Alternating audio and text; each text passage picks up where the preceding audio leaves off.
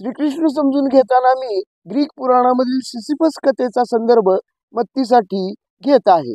याचा अर्थ असा नव्हे की भगवान श्रीकृष्णांचं चरित्र समजण्यासाठी आपल्याकडील महाभारत, भागवत कथा किंवा भगवद्गीता पुरेशी नाही. तसं मुळीच नाही. हे सर्व संदर्भ ग्रंथ भगवान श्रीकृष्णांचं चरित्र संपूर्णपणे समजण्यासाठी अगदीच पुरेसे आहेत.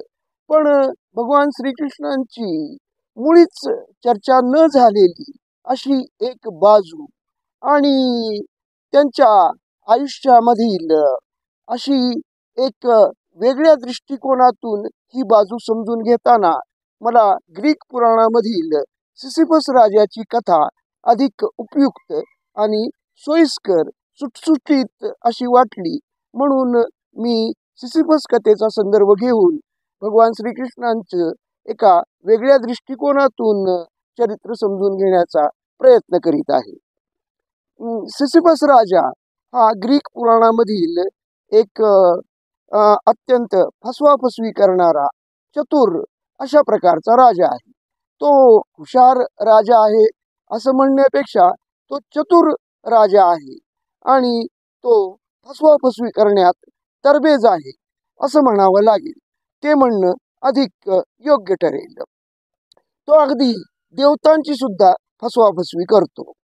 त्याची फसवाफसवी काही वेळा त्याच्या प्रजेचं कल्याण करणारी ठरते, पण बहुतेक वेळा सिसिफस राजाची ही चतुराई, ही फसवाफसवी ही स्वार्थ प्रेरित आहे.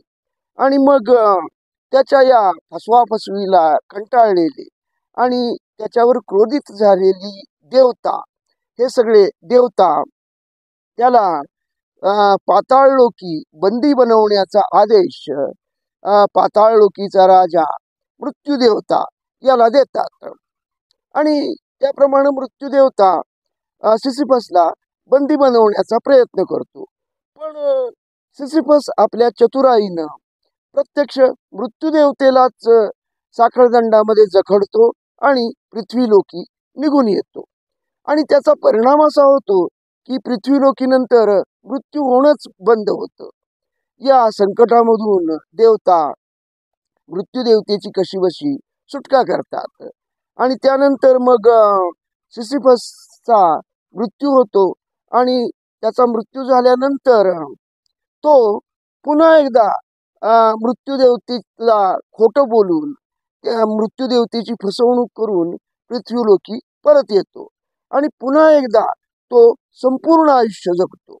आणि संपूर्ण आयुष्य असं जगल्यानंतर जेव्हा त्याला यथावकाश ह्या दुसऱ्या आयुष्यातून वृद्धपकाळानंतर मृत्यू येतो, त्यावेळी देवता त्याला शिक्षा म्हणून एक चिरंतन काळची अशी शिक्षा देतात. या शिक्षेचं स्वरूप चिरंतन काळ टिकणार आहे. ते अशा स्वरूपाचं आहे. एका पर्वताच्या पायथ्याशी एक भला मोठा शिळाखंड पडलेला आहे. हा शिळाखंड मंत्रभारित आहे आणि हा शिळाखंड सिसिफसला पर्वताच्या शिखरापर्यंत घेऊन जाऊन तो पर्वत शिखरावर स्थिर राहील अशा प्रकारे ठेवायचा आहे. सिसिफस त्याप्रमाणे त्याच्या शिक्षेची सुरुवात झाल्यानंतर त्याप्रमाणे पर्वताच्या पायथ्याकडून शिळाखंड, हा भला मोठा शिळाखंड ढकलत ढकलत पर्वताच्या शिखरापर्यंत घेऊन येतो. पण हा मंत्रभारित शिळाखंड पर्वताच्या शिखरापर्यंत आला की तो पुन्हा एकदा गडगडत पर्वताच्या पायथ्याशी येऊन पडतो. आणि मग सिसिफसला पुन्हा एकदा सगळा पर्वत उतरून खाली यावं लागतं, पर्वताच्या पायथ्यापर्यंत यावं लागतं आणि पुन्हा एकदा शिळाखंड ढकलत अशी पर्वताच्या शिखरापर्यंत घेऊन जावं लागतं. पण त्याला हे माहीत असतं, हळूहळू त्याला हे आपल्या शिक्षेचं स्वरूप ही समजतं की हा शिळाखंड आपण कधीच पर्वताच्या शिखरावर स्थिरपणे ठेवू शकणार नाही. पण तरीही आपणाला जिद्दीनं हे काम करतच राहावं लागणार आहे. योद्ध्याच्या जिद्दीनं हे काम करीतच राहावं लागणार आहे, कारण ती आपली शिक्षा आहे आणि ही चिरंतन काळपर्यंत चालणारी शिक्षा आहे. आपण पर्वताच्या शिखरापर्यंत पर्वताच्या पायथ्यापासून शिळाखंड पर्वताच्या शिखरापर्यंत घेऊन यायचं आणि तो शिखराच्या जवळ आला की पुन्हा गडगडत पर्वताच्या पायथ्याशी जाऊन पडणार आहे. पण आपणाला हे काम अव्याहतपणे चिरंतन काळपर्यंत करत राहावं लागणार आहे. म्हटलं तर हा निरर्थक उद्योग आहे, निष्फळ उद्योग आहे. कारण यातून निष्पन्न काहीच होणार नाही. सिसिफस यशस्वी कधीच होणार नाही.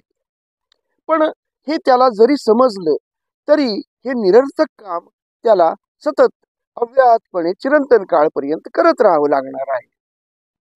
आणि हे तसं निरर्थक काम म्हटलं तर आहे. पण तसं पाहिलं तर हे निरर्थक नाही. कारण या अव्याहत चालणाऱ्या कामामुळं आणि सिसिफसच्या जिद्दीमुळंच तो त्याच्या आयुष्याला अर्थ येतो. खर तर ही देवतांची परीक्षा बघणारी सिसिफसची जिद्द, तो जिद्दीनं आपलं काम करत राहतो.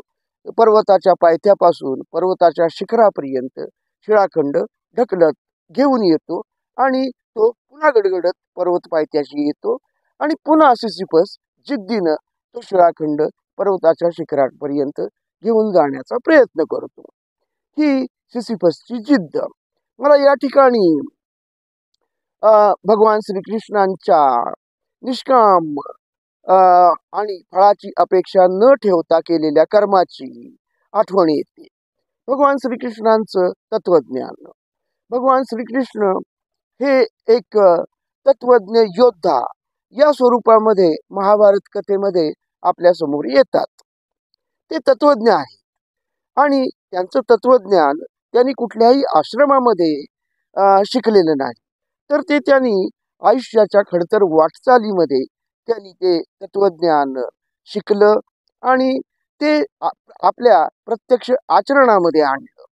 भगवान श्रीकृष्णांचा हा संपूर्ण अवतार, 8वा अवतार, धर्मस्थापनेसाठी झालेला, दुष्टांच्या संहारासाठी झालेला आणि त्यांचं हे धर्मस्थापनेचं कार्य, त्यांनी केलेलं हे कार्य अव्याहतपणे चालणारं कार्य.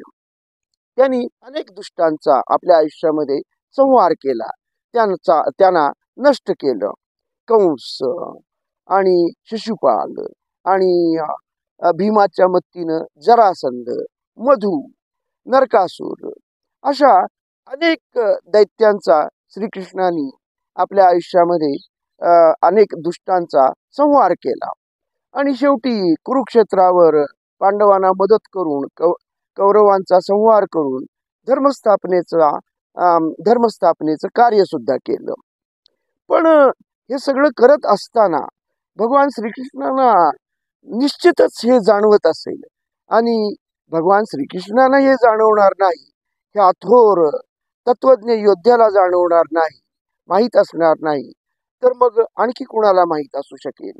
भगवान श्रीकृष्णांना हे निश्चितच माहीत असेल, जाणवत असेल की आपण कितीही धर्मस्थापनेचं कार्य करण्याचा प्रयत्न केला तरी सुद्धा आपलं हे कार्य कधीच पूर्ण होणार नाही. कारण आपण धर्मस्थापना करून 4 पावलं पुढे जात आहोत, तेवढ्यातच पाठीमाग पुन्हा एकदा अधर्म डोकं वर काढणार आहे. आपण कितीही दुष्टांचा संहार केला तरी आपण 10 दैत्यांचा, 10 दुष्टांचा संहार करतो आहोत, तेवढ्यात आणि पुढे जातो आहोत, 4 पावलं पुढे चालतो आहोत, तेवढ्यात 11वा दैत्य, 11वा दुष्ट पुन्हा एकदा जन्म घेणार आहे. पण आपणाला हे धर्मस्थापनेचं आणि दुष्टांच्या संहाराचं कार्य अव्याहतपणे करतच राहावं लागणार आहे. आपणाला तर आपलं कार्य थांबवून चालणार नाही. आणि हाच निष्काम कर्मयोग. फळाची अपेक्षा न ठेवता आपलं कार्य पूर्ण होईल की न होईल याची चिंता न करता आपणाला हे कार्य अव्याहतपणे करत राहावं लागणार आहे, चिरंतन काळपर्यंत. म्हटलं तर चिरंतन काळपर्यंत, म्हटलं तर आयुष्यभर हे कार्य आपणाला करतच राहावं लागणार आहे. हाच कर्मयोग, हाच निष्काम कर्मयोग. फळाची अपेक्षा न ठेवता केलेलं कार्य, केलेलं कर्म, हा निष्काम कर्मयोग भगवंत स्वतः आयुष्यभर जगले आणि कुरुक्षेत्रावर त्यांनी अर्जुनाला सांगितला आणि संपूर्ण मानवजातीसाठीच तसा तो भगवद्गीतेमध्ये सांगून ठेवलेला आहे. आणि भगवान श्रीकृष्ण आयुष्यभर हाच निष्काम कर्मयोग, फळाची अपेक्षा न ठेवता केलेलं कर्म, ते त्यांनी स्वतःच्या आयुष्यामध्ये आयुष्यभर आचरणात आणलं आणि ते जगत राहिले. या ठिकाणी मला भगवान श्रीकृष्ण आणि सिसिफस राजाची कथा, जे त्याला मिळालेली शिक्षा, यांच्यातील साम्य दिसून येतं. आणि म्हणूनच भगवान श्रीकृष्णांचा हा निष्काम कर्मयोग समजून घेताना मला सिसिफस राजाच्या या ग्रीक पुराणामधील कथेचा संदर्भ मत्तीसाठी उपयुक्त वाटला आणि म्हणून तो मी मत्तीसाठी घेतला आहे. धन्यवाद.